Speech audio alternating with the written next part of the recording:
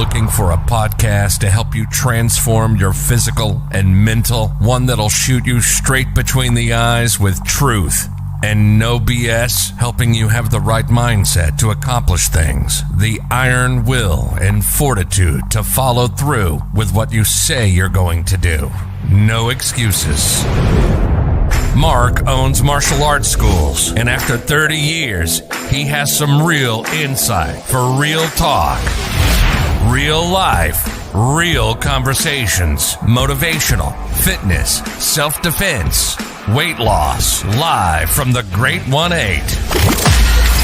This is Real Talk with Mark Cox.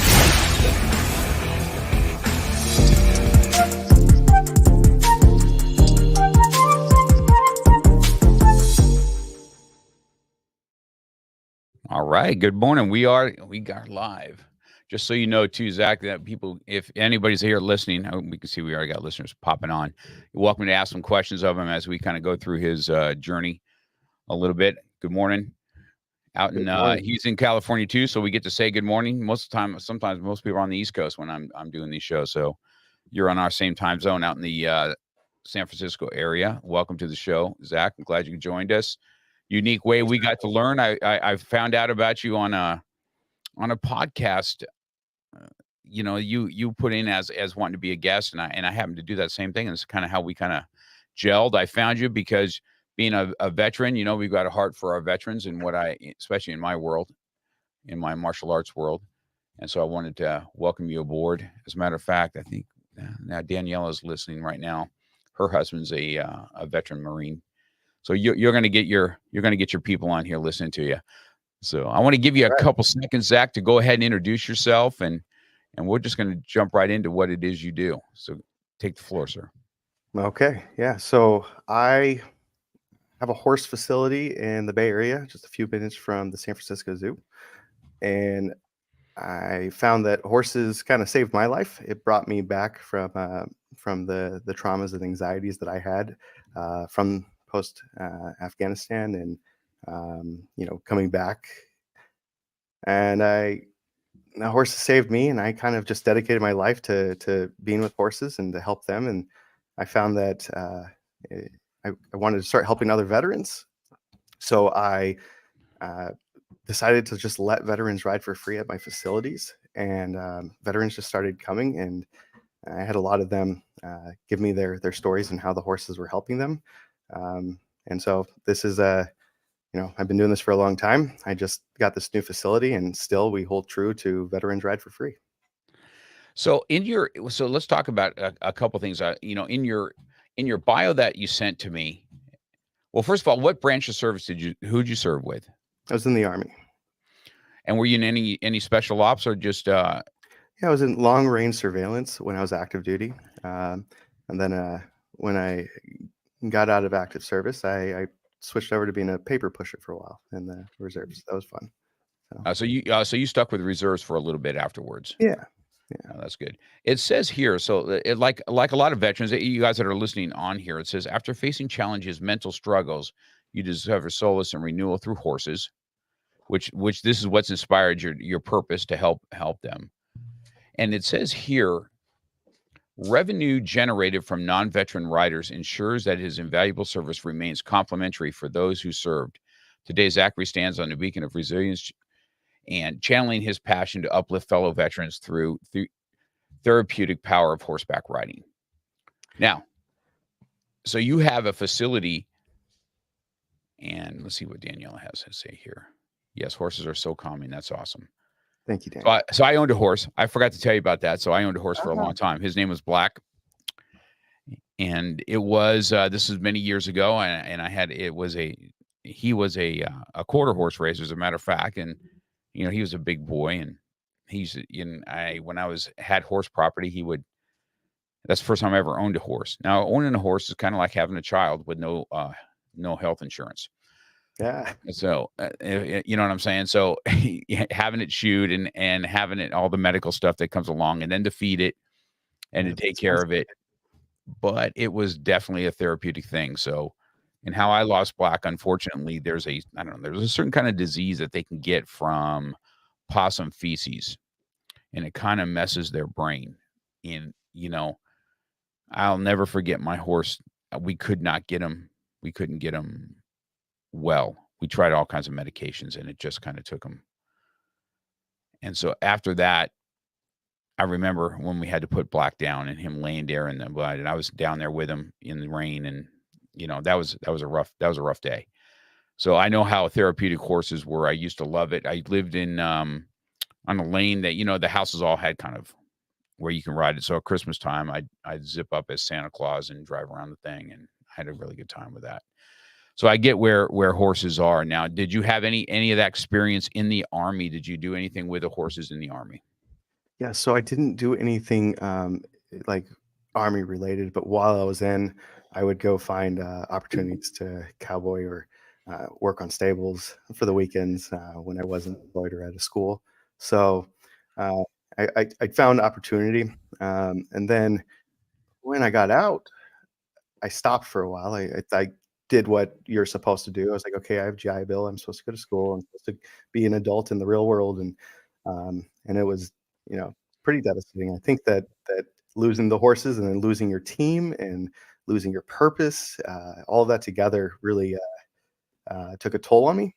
Um, and so later on in my while I was going to school, I came across the gentleman who wanted help tipping his Mustangs, and that was the moment that I got back into it, and it was a moment that made me feel like almost like a kid again, and then I started chasing that feeling.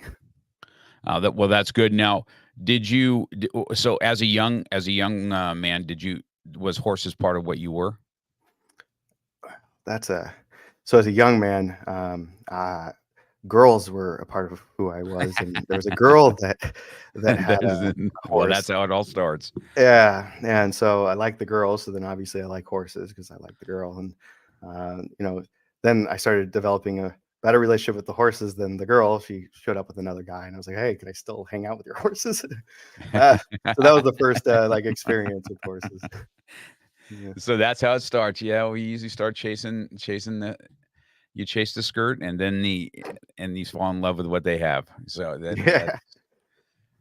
that is, and then of course it's an animal, so you really fall in love with it as it is too. So I get it. I get that. Well, let's talk about the mental part of it first. Okay. Now in the military, when you serve, we talked a little bit about this offline before we got on there, but I'm telling you that this is something that we speak about quite often. We have a lot of veterans in our organization. I have studio owners that are vets. I'm around them quite often. We just did they just did a fundraiser for a major veterans out in Georgia. And our keynote speaker named Ryan Davis, if you have a minute, I don't know if you went and listened to his podcast on with me, but Ryan Davis is the podcast that I had the most listens with. And he was blown up and with no leg, no hip. One of his arms are gone, both, his legs, and then all the way up to, his one leg. And, he's been doing Krav now for a while. And his last YouTube, man, he's in a wheelchair, and we got Joe, the other vet that's training him, and kicking him kicking him in his chair, and him fighting this way and using jujitsu. And he's went from this refined. We built some stuff in the school so that we make fun of it all the time, because if you can't laugh at it, you can't. It looks like a human pinata. I told him when you're hanging up on this thing, we're getting him going. But I'm telling you that it's amazing that he's alive. Number one, it's amazing what he's gone through mentally, and then to see the strength he's getting through martial arts. And he talks a lot about, of course, he had suicidal thoughts, a lot about mental problems that our vets have, and wanting to commit suicide. And was this any kind of a driving force? Did you lose anybody that to that at all? Yeah, I lost people. I lost several people while we were in Afghanistan, and then it's like there's a trickle effect too, because you'll come back to the real world, but you have people who stay in, and then every year another deployment, another call, another notice on another person down. Yeah, it's pretty devastating. I would say that, it's obviously devastating to lose people, and especially when you're there, and it's like 1 minute they're there, another minute they're not. That's unfortunate. Coming back into the real world, I felt like I lost everybody for a moment too, because you get out of the military, you come home, and you lose every support system, it seems. And then you feel kind of bad when you see somebody. You feel really bad when somebody, is lost, and you're no longer a part of the team. So Mm-hmm. yeah, those are things that keep hitting you. It never stops. Even like I tell people, the horses, they're my therapy. They're not a cure though. When I work with a horse, I come out of it much better. My day's better. You could see a direct correlation between when I work with the horse and when I don't. But if I don't work with the horse for a while, then stuff keeps creeping back up. So And we understand that. So, and the audience that's listening, this is why it was really important to have you on, Zach, to let you listen, because the average person does not really realize what our military goes through, the sacrifices they put on the line, the people they lose. Now, I don't know if I shared this with you. It looks like you have a brother online, says named Doug Clausen. Doug, He's saying how you hi. doing, Doug? Good to see you on here. And so, our Team 3, my jiu-jitsu program is called Team 3. And that was our jiu-jitsu instructor was in overseas also, and he lost 11 of his men. So that's his team 3. So he was a ranger, led Team 3, and lost his men. And he too was told that he would never walk again. He was wounded, lost purpose, and everything else. And jiu-jitsu is what saved him. Became a world champion. Now he's also on SWAT team. He's a detective in the El Monte Police Department. And he says the same thing. So of not having purpose, or us keeping his men alive by calling ourselves Team 3. Team 3 is what keeps those 11 guys. Everywhere we go, Team 3 is represented. Every time we compete, Team 3 is represented. His men will never be forgotten in our schools. Their faces hang up in my school. And every time we go out there for Sergio's men, right? So we get this loss of purpose. And I want to ask you about that. When you came out, how did you cope first? Did you have somebody that you can go to? Did you do it on your own? So for those that are out there kind of struggling a little bit, let's get to where you did and how you started to help yourself. Yeah, so I didn't cope at first. I came back, and again, I started with the right process, I suppose. I was going to school. I even started a little business. I was doing what you would assume is the right process, uh, and I was miserable. I missed the team. I missed the goals. I missed the things that I joined the military when I was 17. My adult structure came from that, and there's a level of adulthood that you just don't get when you're in the military. They kind of hold you together a bit, and then you get kind of kicked out there in the real world, and you understand the process, but you don't understand it well. And so I felt alone. I felt I was struggling, and I started drinking. I didn't start bettering myself or finding purpose until I drank enough to get a DUI, which that kind of was my rock bottom. I went to this place, this Vietnam vet kind of got my story and said, "Okay, you like horses? Well, I happen to have horses and I tip Mustangs." And he's like, "Instead of coming here, I know that you have to do this program for your DUI. Come to my ranch and we'll work with some Mustangs." And so that was somebody gave me an opportunity to work with these Mustangs. I had a background with horses, and that was the changing factor. So I did my few times I was supposed to do. Then I found that I started going there every weekend, and I spent all of my extra time with these horses, and I was in, and it just changed everything. It made me have hope. It gave me purpose. Every time you work with a horse, you have to have a deliberate thing that you're working on. So I was getting goal oriented again. I was thinking about, okay, what else can I do to help these horses around? Like it was all that was the big change. I had to kind of hit the hit rock bottom, do bad, I guess, in a sense, to find where the purpose is. So that was my story about it. So, and that's not, yes, and that comes from a lot of people, just so you know. Daniela just wrote you a nice note. This is, she's, her husband's the one that's a veteran Marine. Yeah. But she's witnessed this firsthand. Heart goes out to all of you, our heroes. And I would say that, yes, you guys do kind of, vets, law enforcement, they all, firefighters, they all kind of lean on each other to kind of come in, and then they're still losing people on a regular, which is super sad, to say the least, because you just, you try hard. So I want to talk about this little thing called purpose, because military, it's definitely one thing, right? Going from, commanders or in combat, what you're doing, young, but yet thrown in this adult situation where you have life and death situations going on around you, and people having, injuries and death and everything else. And you got to grow up very quickly, but your purpose is already kind of mandated in what you're doing in the job, right at second. And then wham, you come out, and now maybe you getting hurt, and then you really lose purpose because you can't even go out with your guys anymore. So tell me some other stories is this the same thing over and over, so people understand? Do you hear this quite often? I just don't have any purpose with my life anymore. Whether they're married and they have a family, do you feel that is one of the number one things that you hear? Yeah, I hear a lot about losing their purpose. There's I have one example. This is actually this guy, his name is Michael.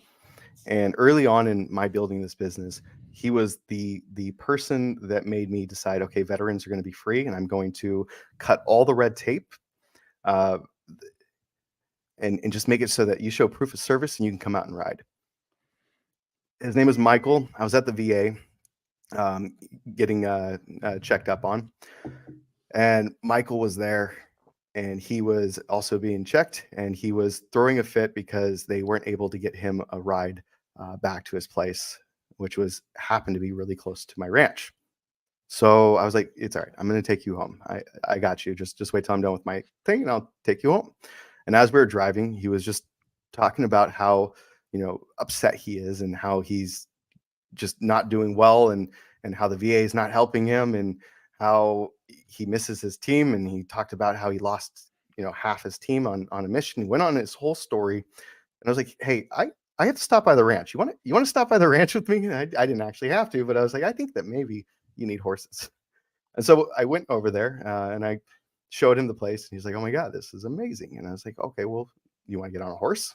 So got him on a horse. We went for a ride, came back and was like, all right, I'll take you home. He's like, well, could I just like hang out here? I was like, yeah, absolutely. So I got one of my employees to give him a lesson, and he was grooming horses. He just kind of sat there and groomed horses for hours. Like, hey, whenever you want to go back, you let me know. I'll take you home. He stayed until we closed at the end of the day. I brought him home, and he was like, could I come back tomorrow? I was like, yeah, absolutely. So I brought him back, and he ended up coming out like every day. He was fully disabled. He didn't have a job, nor did he have the will to have a job. And he kept coming out. And after like a few months, he told me, like, I was going to kill myself. I had that absolute plan. It was the day that you came, that you drove me. I was going to go home, and I was done. And he's like, this was a huge change for him. And he found purpose in the horses. He found something that he can help with in a world where he felt like he was useless and he had no purpose. These horses, he could find a way to be at service to the horses. And he can, because every little good try is a benefit to the horse. He was able to make positive change and see it in real time. And so, that made all the difference in the world for him. So Yeah, see that now, that's just an awesome story on somebody, the intervene that sometimes God just puts people right in your path, and it's nothing. I don't think there's coincidences. I think that there's interventions, to be honest with you.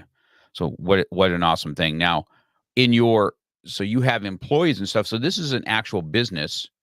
So you obviously that, I'm not sure, you teach riding and stuff there also. Is that what it is to those that are not in service? Are you teaching riding and stuff? And is that how it funds those that want to use it, your sure. veterans? So the way it's funded is we do guided trail rides down to the beach. We're right on the coastal line. So anybody who wants to come out and do a trail ride with their family or their loved ones, they can come out and they'll get a guided trail ride down to the beach.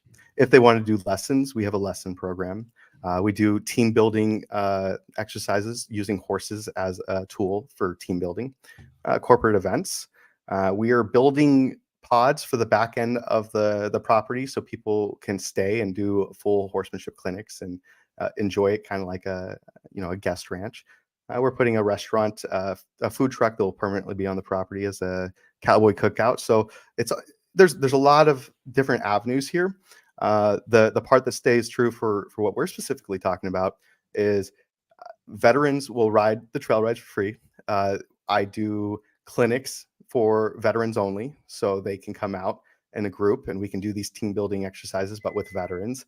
And if they want to do lessons, they can. There's no red tape.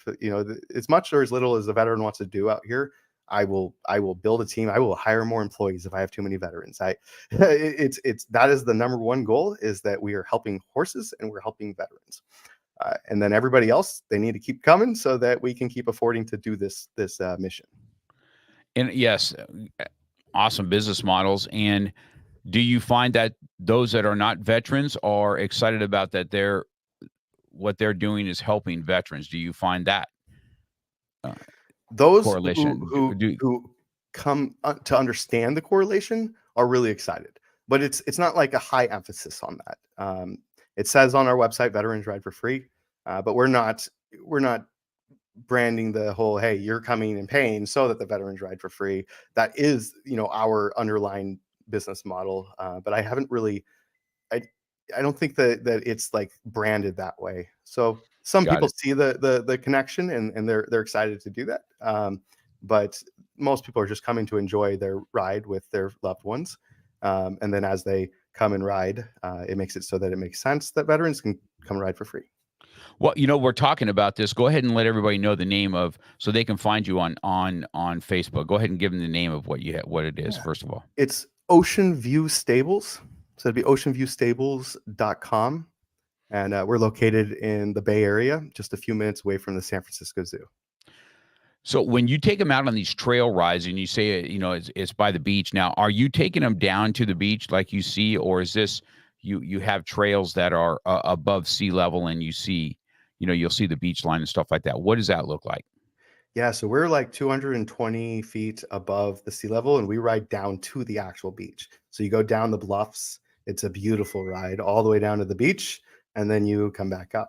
It's an experience for sure. So now, is that part, did you put your stables there because there's trails for that particular thing? Is that how did you choose that? This horse facility has been here for over 100 years. It was a World War II horse facility for the cavalry. And then from there, it's changed hands as a recreational business for many years. This was the first change of ownership in over 60 years. So we purchased it about 6 months ago.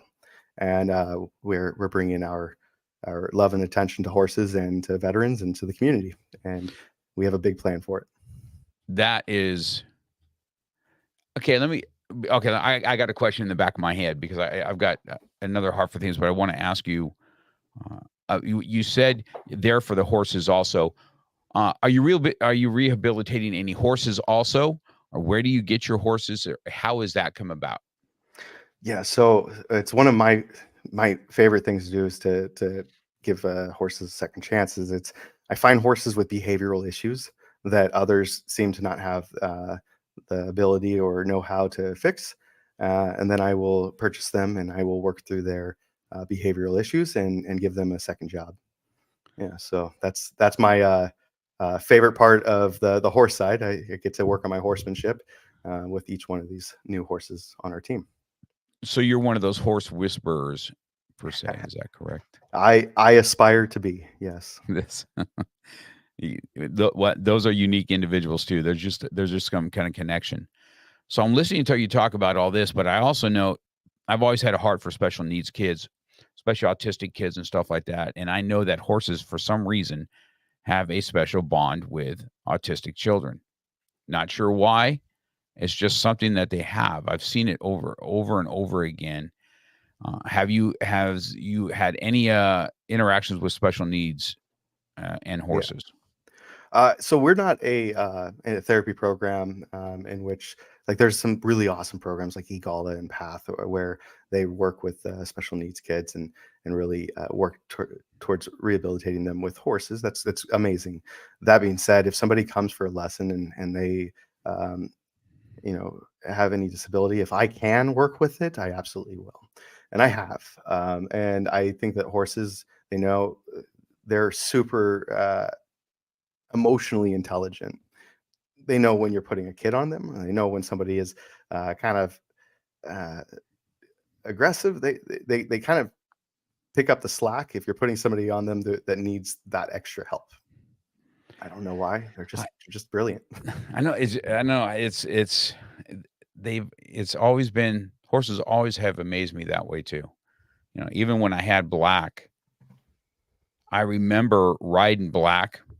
I remember when we first found the disease, we were kind of going down, and I can tell he was struggling. I'm like, "What's the deal, Black?" And I could tell, but on the same token, he was like almost protecting me. You know what I mean? I could just feel it. I could feel like, "Hey, man, something's off." And he kind of looked back at me and I said, "Hey, man, do we need to walk it home?" Uh, and so I hopped off and we walked home together. And I remember that day too, just kind of nudging me on the shoulder, like he's just telling me, "Hey, man, something's not right. Uh, something's off." And I remember, I'm telling you, man, I remember that vividly. And that was kind of the start of the decline of losing my horse. And then, trying to get another one was, they need that attention. And if you can't have it, it's just not worth, having it. It's better to make sure they have a home that, that they can deal with. But, I've always felt animals are super therapeutic anyway. All of them. I love time with my dog. I love early mornings, like right before I came here. Every morning I do this. I get up early and I kind of sit and do some reading, or we'll answer some emails, and my dog will sit on my lap and my other one's on the couch, and that's our early morning. It's just what I do. It kind of sets the day, it sets the tone, kind of relieves a little bit of stress per se. Now, you have employees. Are you there full time? Is it your full time gig, or do you have it as a business? And you say you have big plans for it. So let's talk a little bit what your vision is. Yeah, so I have employees. This one is at a infancy stage still. I'm still very involved in every aspect of it. So is my business partner. But it's a business, and we've structured it very well. You could think like your jujitsu business. You're not in every aspect of it, but I'm sure when you first started your first one, you had to be in each aspect. We have a lesson program, but it's all on paper written out. Like these are the processes. This is what you're going to learn at level 1. This is what you'll learn at level 2. This is what you're going to, what we're going to get you to at level 3. And then I have my employees, they have to make it through level 1 and 2 to be able to teach level 1, and they have to make it through to 1, 2, 3 to be able to teach 2. And so it has a similar like karate type aspect as far as like the educational level. But as long as I have employees that have made it through to a certain point, then there is a level of standoff. As far as the guided trail rides, these same employees that have proven themselves to be to understand the foundational horsemanship are able to take out guided trail rides. So I'm not needed to take out all of the rides. The big picture, I'm still a part of all aspects of making this thing the thing that it's going to be. But we have a really strong team, so it should eventually get itself to a point where I could get it off the ground completely and then replicate it again. So that's kind of where your plan is on this.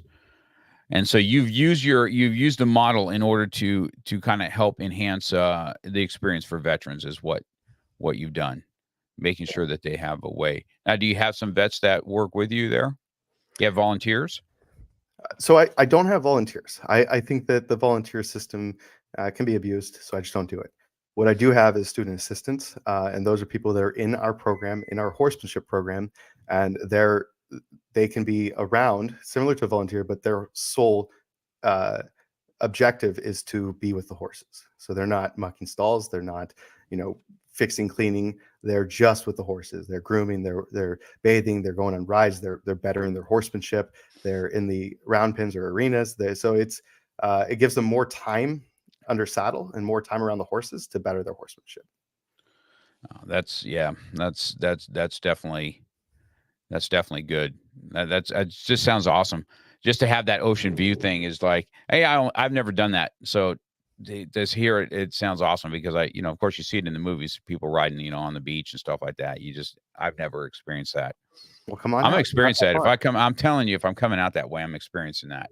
Absolutely. You better let me know. I'll be taking your ride out. Yeah, that's definitely something up my alley. I'm thinking about it, right? I'm like, man, why can't the guys because I can't all my vet boys and our coppers just come up to you, man, and we go do that one time. It just sounds like a guy's trip. And very soon we'll have pods in the back, and you'll be able to stay on property, have a beautiful ocean view and your place to stay, be able to do a clinic and a trail ride, and get some barbecue from our food truck. Yeah, it'll be all inclusive. Yeah, Zach, man, that sounds awesome, man. It sounds so good. That sounds so good. So unique, man. I can't wait to blast this out to my other vets. They'll be the vets will all be listening to this podcast too, and see what we can do. And at least because how I don't know how it is, but I'm telling you, it is a small community. Vets, they're almost like they can sniff each other out in a crowd. As a matter of fact, okay.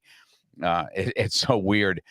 And we're the same way, when law enforcement, you just kind of, I don't know, you can catch the vibe, you can feel, what it is. And, they start asking questions and they start, hey, what you got? And I'm going to school for computer science right now. And I walked into one of my classes and I'm like, walked right up to a person, sat down next to him, like, you've been sniped. You're in the military, or you were in the military. He's like, how'd you know? It is, right? So Danielle is saying, Amelia would love this. She's asking again where you're located. Go ahead and tell her that city that you're actually in. So we're located just a few minutes from the San Francisco Zoo. And the city is called Daly City, Daly City. Yeah, it's basically San Francisco. We're right on. If you walk 25 feet out of our property, you're in San Francisco. So, yeah, I think that when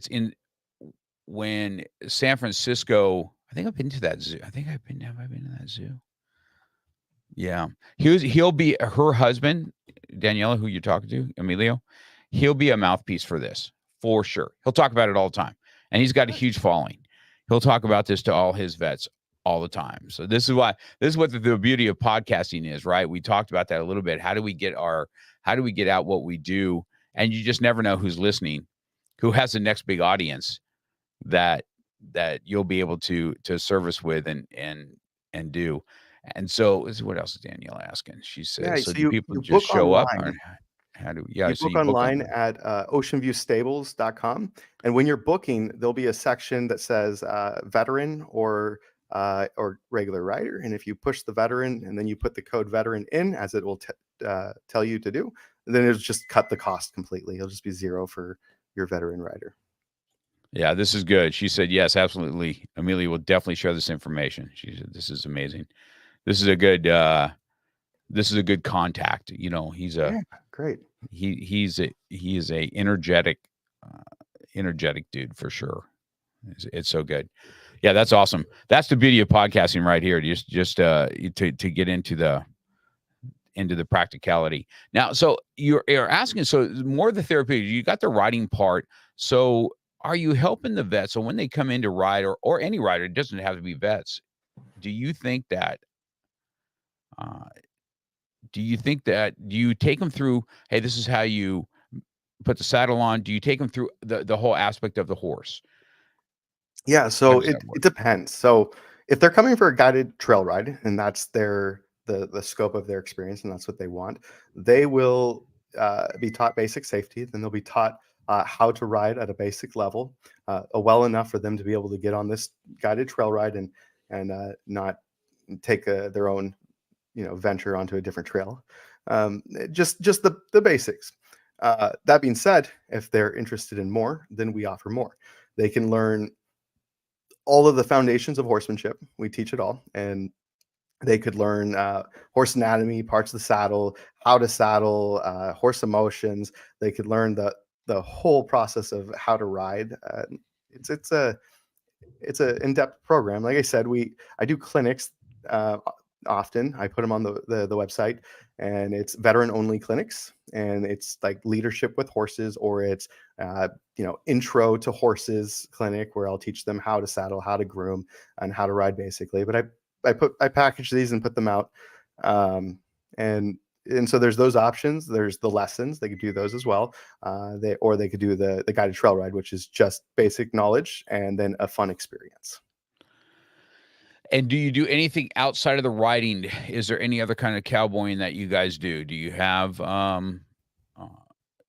or is it just basic riding that's Yeah, at the so facility? so when you do level 1, it gets you the foundational horsemanship. At level 2, we really dive into like the finer equitation. And at level 3, I have this fun concept. It's this 7 and 7 concept. I want you to go to 7 different disciplines for different competitions and do 7 uh, 7 of those competitions for each one of them. And I sponsor my students with my horses and tack. So like right now we're doing endurance. So endurance racing.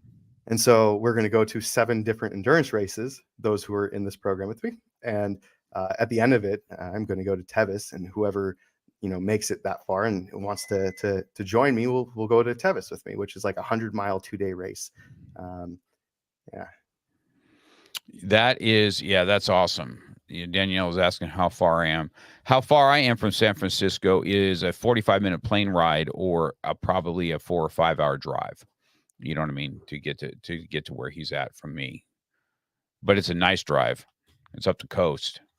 It's a different drive for California, so it's a nice drive to get up there for sure. I'm telling you that you're gonna. This is pretty awesome. Now, this endurance riding. So you said there's 7 different ones. So let's talk about this, man. I'm about this competition type stuff. So when you're going out with this now? What's an endurance ride? Tell me about that. Yeah. What is that looking So like? the endurance race that we're doing this weekend is a 50-mile race, and it's around the Sonoma Lake. And so it's a cool concept because we're going to be racing other people, and it's a 50-mile race, but you have to be vetted. Like I think it's every quarter. So your horse, you'll get stopped. Everybody gets stopped. It's like your pit stop, and the vets will check your horse to make sure that it's completely sound. And then you have to pulse your horse down to a standing heart rate before you're allowed to continue the race. So it's not just like who can go faster, but who can regulate their horse and keep their horse healthy and capable through this whole process. So you got to have some horsemanship and some care for your horse, along with good conditioning and ability to make this 50-mile race. It's a fun So, game. that would be, I would imagine, like an endurance race. Gosh, that would mean it's not only the horse that has to deal with that. It's the rider also, because riding 50 miles does not sound good on the crotch area if you're not ready for it. I would imagine. Yeah, no, it's going to be a workout for sure. Yeah. Yeah, that's interesting. So what is the? So you said there's 7 of those. So what's another one of those? What's another? Yeah. What's some of the other ones? So I don't really dictate it. I let my team dictate. So the students that I have, if they want to do team penning, or if they want to do sorting, or if they want to do cutting or reining cow horse, or barrel racing, it doesn't matter. I'm open. If they want to do jumping, we'll figure it out. I don't need to be proficient in this. What I want to build is the universal horseman. I don't want to tunnel us into one specific thing. If somebody finds one that they're really interested in, like let's say that I have a team of kids and we did cutting, and we do a very mediocre version of cutting, and it was fun. And one of them's like, no, I really like this. Great. I'm going to call up somebody that I know who is really good at this and say, hey, I've got this kid. I've gotten him started. He's doing really well. And she wants to go further. So you should take this person on and push them to the next level. I'm trying to build the universal horseman, not the cutting horseman. And that's right. There's a whole other world for that. So that's so interesting. The correlations between a martial arts school, right? Because you get them started in martial arts of self-defense, and then all of a sudden, hey, I want to go to this next level of competition.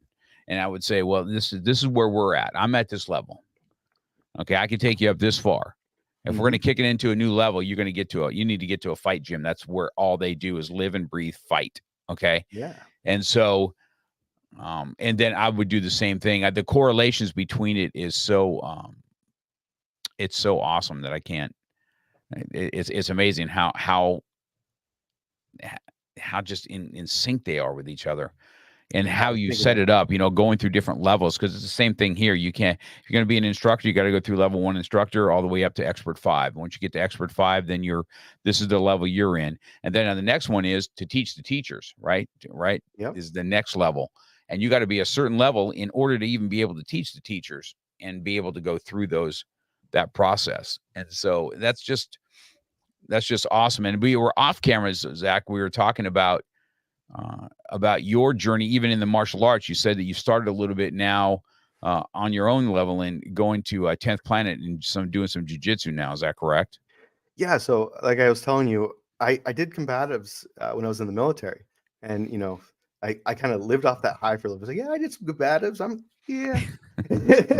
And it's been a long time now, and I was like, okay, well, my buddy's been training with me, working out. He's like, hey, let's go to 10th Planet. Let's start working that into the regiment. And actually, I'm going to go back a couple steps. The reason we're doing this is because my business partner and I, we were like, hey, if we ever get in a dispute, we should just like take it to the octagon.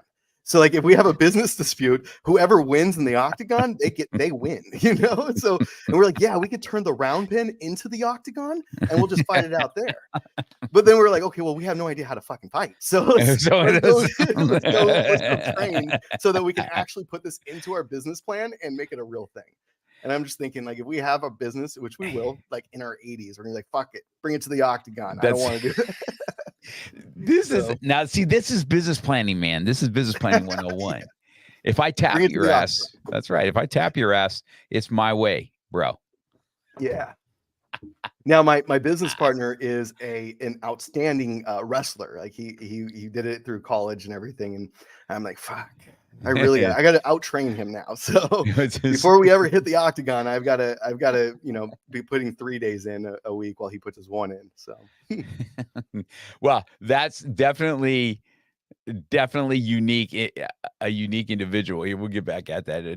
We're going to talk about that in a second. Daniela has a question for you. She goes, so would you say your DUI was a blessing in disguise? Would you be where you are now, serving veterans and making a difference in that, if that didn't happen? And did that make you get sober? Yeah, no way. If I didn't get the DUI, I would not have been anywhere near where I'm at in this life. And I'm more fortunate than I deserve.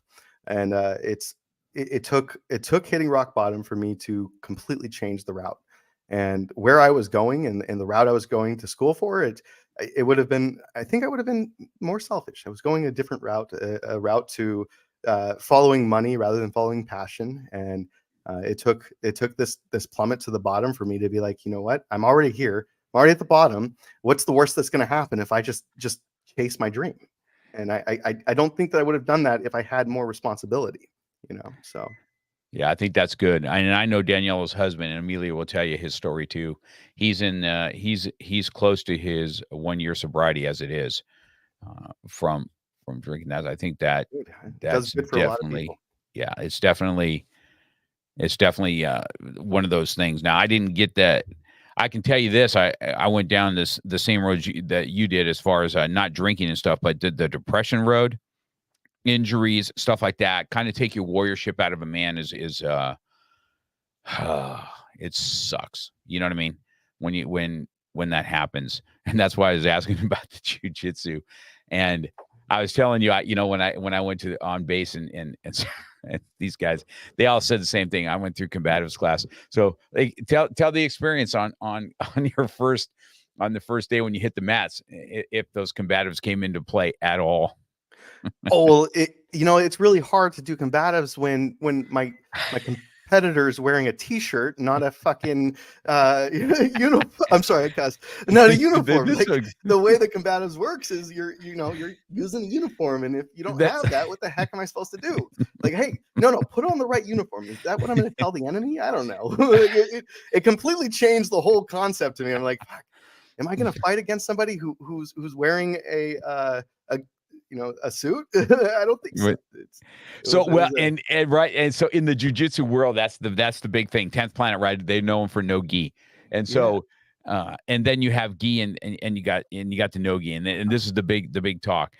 And I relate jujitsu to two things, right? When you got a gi on and when you got no gi. So with the gi on, you have like breaks. You know what I mean? You like you're going downhill and you can break here and you can pin here and you can do that. And doing no gi, it's kind of like going downhill with no brakes. I mean, it's just nonstop action. It's this, you don't have grips, you don't have this, and so you have to be a little bit more unique. Not that they both don't have a place. I believe that they both have a place. I'm self-defense oriented. As much as I love jiu-jitsu, I'm still self-defense oriented. But on the same token, you get in a fight with somebody that has a hoodie on like I do, or a suit jacket or stuff, and you get the grips on those, you'll choke them out just like they're wearing a gi. You know what I mean? Without they don't even know it before they're going to sleep. And that was just one concept. I mean, they wiped the floor with me on like 99% of the ways they could. I was just like, that's the one thing I remember from combatives that I could not implement. We were talking a little bit on what a humbling experience it is. We've got one girl here talking about a DUI. My main instructor, and she's a female here, and she is gnarly in jiu-jitsu. She's a competitor, and she was just hit by a drunk driver. We're lucky she's alive. She's got a pin in her leg now, and that DUI, it took her out for probably a good 6 months. You know what I mean? It's that was a major blow to us, and she's like a daughter to me anyway. So, and I've lost a student back in 1996, 94, 96, named Carlos to a driving to the studio, was hit head on by a drunk driver and killed. So those things, I tell everybody, these DUIs, man, is not necessary in today's world. Not with Uber and Lyft and everything. It's just not a crime that has to be okay. So I get where that's at, and I'm hoping you find. And we were talking about your training too. I think that's another place where growth happens, just like I think in your horse, where you're kind of grooming and you're kind of getting to be one. And I don't know if it's like jiu-jitsu this way. Do you feel that everybody has a different way with horses, just like they have a different journey in jiu-jitsu? Do you feel like connections are different? How do you see that? Oh yeah. I mean, if you had 10 trainers in a room, you'd have 10 different ways to train. And it's theory based, and I follow Dorrance Brothers and the Ray Hunt style of natural horsemanship, and a lot of people do. But even with everybody who follows that, you have your own twists and turns on how you do it. As long as you're doing what's right for the horse, how you get there, as long as you get there, is a dance that is different person to person. So, and sometimes like I'm teaching my students and I'm showing, like, this is how you get the horse to do X, Y, and Z. And then they're doing it, and they did something that was a little bit different, but it worked so much better. I'm like, whoa, wait a minute. Let's step back a second. I like that. And so it's ever developing, and I'm constantly looking for new mentors and people that can get me to the next level constantly. It's just like jujitsu and your sport. You can't stop learning. There's always something else that you can add to your toolbox. Bro, there is always somebody freaking better on the mat and that you're learning from. I'm telling you, I tell this quite often. People say it quite often, and it could be true with the horse now. I'm thinking that I can't believe how many correlations there are to it as the more we talk about it. But the mat really doesn't develop your character; it really reveals your character. Yes, you know what I mean. Same with horses. So horses are a reflection of you. So. Yeah, correct, right? I guess it has to be, because I see it all. I tell my students here all the time. I'm like, how you react to loss talks a lot about what you are. How you react to your wins tell you a lot about what you are. Are you humble in winning and humble in losing? Are you okay with tapping, or do you have an ego because you have to tap, or do you have to win everything? And it just starts curving you. And I watch it in my own students. Like at white belt level, they're the worst, right? They're the most dangerous ones to roll with. They have no control. They have no idea what they're capable of. And nobody wants to roll with white belts. We say it quite often. Listen, man, white belt lives don't matter. So I think that's the same correlation. I don't know if you find that it just, the horse will reveal your character, and if you have to refine your character to the horse, do you feel that's the same thing? This is why it's so therapeutic. So like when you want to work with a horse, you're either making a horse a little better or a little worse every time you work with it. And if you can't tell me how you made him better, you've made him worse. So it's very, very dangerous to go in there without an idea, without knowing why you're going into the job, what you're trying to get out of the horse, and then working towards that goal. So that's one aspect. Another aspect is here's something analogy I really like. If you are driving to the stables and somebody cuts you off, and that pisses you off, and you honked, and you're just frustrated because that person pissed you off, and you're going to the ranch, and you're like, oh, that mother, and you go up there and you get your horse out and you put him in the round pen. You're going to work with him. That horse is going to see and feel all of that. You can't lie to that horse. You can't say to that horse, oh, everything's fine. That horse feels it, and that horse doesn't know that you just got cut off. That horse sees you as a predator, and you're hungry, and that horse is afraid that you're going to try to eat him or something. It's their mind is set on, okay, there's something wrong, and it's going to reflect in them. If you can't figure out and calm yourself down and regulate yourself before you go work with the horse is going to tell you, and you can't hide that from him. So yes, I that's so, man, that's so true. I remember Black too. Black could always know when you're kind of frustrated, and then he would be the calmer. You know what I mean? And I can tell when he has a little bit of anxiety, I would be the calmer. I remember this vividly. I kind of remember, it has been so many years since I did it, but Danielle says this is true too, right? It's just like true. It says money doesn't change you; it reveals you, who you really are. Same on the mat. That's true. Yeah. And what's she right? Yeah, money's the same thing. Money amplifies you. So does power. Like you just become more of who you are. And with horses, if you're an angry person, that's going to reflect on your horse really, amplified. And if you're a timid person, well, your horse is going to get timid because it's going to think there's a reason to be timid. So it's going to reflect that. And if you're calm, your horse is going to be calm because it's going to feel like everything's okay. So you're going to see a lot of you coming out of that horse. So Zach, so when you're teaching, interesting, right? I keep on coming back to this mindset of a teacher. So when you're teaching somebody your horsemanship, are you giving these life lessons on the same thing, just like I do on the mat? Hey, man, when you're angry, you can't function. And then if you can't function, your partner's not going to be able to function, and then you got two losing battles going on at the same time. Are you able to give these life lessons when you're doing horsemanship? Well, I have to for the horse's sake. So I have to explain how this is going to affect the horse every step of the way because, I care about those horses more than I care about the people, to be honest. And the people come second. And I'm going to true with any animal. Yeah.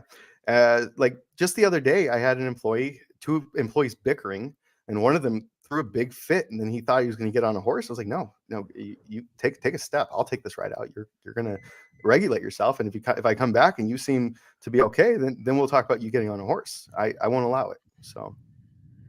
Yes, that's interesting.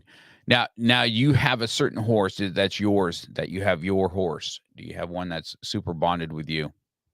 I would say all of them, but I do have one horse that has a particular story that is that makes him bonded to me the most. He was trained by some jerk cowboy who wanted to turn him into a bronking horse, and put the fear of God into him and made him buck as good as he possibly could, and I got him out of that situation, and I've been I wanted to really work on proving my horsemanship, so I got him as soft as I possibly could on every little detail, made him so soft, and like overemphasized getting him to move off of this just real soft feel, and him and I built a nice a nice relationship. And then what I found was I made him to the point where I couldn't put anybody on him, like, because he had this buck in him. And what happens if he's trying to get out of pressure, and they look for, if you put pressure on them, they're going to go through the steps of what they know to try to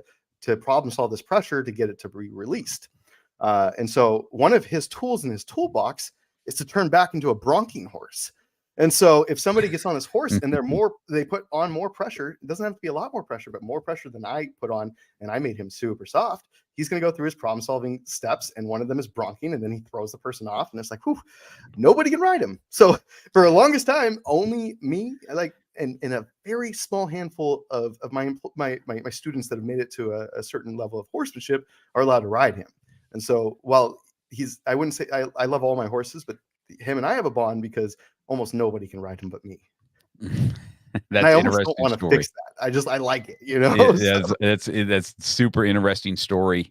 That's super interesting story. Do you have horses that have come out of trauma too, that have, besides him, that have become awesome therapeutic horses coming from a trauma to this? Almost all my horses, except for like the bred performance horses, come out of some sort of trauma. I seek out horses with severe behavioral issues, and then I work through the behavioral issues, and then I get them to the point where I put any client on them, whether it's a 6-year-old or it's a 80-year-old, and they can get on them just fine going down the trails on the lessons. And so my goal is to get this horse to be gentle enough for anybody to be able to get on them, and that gives them a second chance. Now you have children and people coming out, veterans coming out, grooming them, loving on them, riding them, giving them treats. It's a better life than having an owner that's scared of them, which is the contrast of where I take them from. So do you have horses also you breed? Do you breed those, or you look for them mostly? No, I don't breed horses. So like the performance horses, we'll buy them for the specific, for certain types of competition. Sometimes, I'm a big fan of, again, the universal horseman. I like the idea of being able to get a horse to do everything well. I don't need to be great at it. My horse doesn't need to be great at it. But if I can move my horse along to many different elements of horsemanship and competition, then I feel like that's proof of a well-rounded horse and a well-rounded horseman. So. Is it a traditional business, Zach, or is it a 503? No, so this is a traditional business. I was looking at the 501c3 as a second aspect to this, for maybe a veteran therapy program. And what I found with that is, when I got my DUI, I was in a lot of, I was going through trauma and anxiety and a lot of things. And there's no way in hell I was going to go to a therapist. No way in hell. It didn't cross my mind that I was in any position where I needed to go talk to a therapist. And I would never have done that. And so my problem with making this a more established therapy program rather than this red tape struck, you can come ride for free and enjoy the horses. The problem with going the other way is I'm going to start adding that red tape. And now people are going to have to say, hey, I have a problem to come do this thing. When what I really want is those people like myself who are not going to admit this, who are too strong of a man or a woman to go through, the process. They can still come and they can still work with the horse, and they can accidentally, possibly, get help. Interesting. Interesting. So did you go through any therapy yourself or not, or did you use the horses? No, I go through therapy now, and I go through the process now. I've self-reflected, and I've learned that there's some help. And most of it is through horses, but I do, when needed, talk to people about it. But I found that the best thing for me through all process, I've tried a lot of things. Nothing quite hits like helping a horse along. Yeah, that's awesome. Such a cool thing. I knew this would be an awesome hour to kind of talk about this, and I never. This is what I'm talking about. Like when I do these organic interviews, the correlation between what I do and what you do, the martial arts and the horsemanship. And I had a horse. I think that's why it kind of all drew to me anyway, because I got to experience having a horse, and my aunt raises paint horses. That's what she's done ever since I was a little kid out in Modesto. She has paint horses, and that's what she did forever. And she's had beautiful show horses come out of her stock, And so I've been around that for a long time.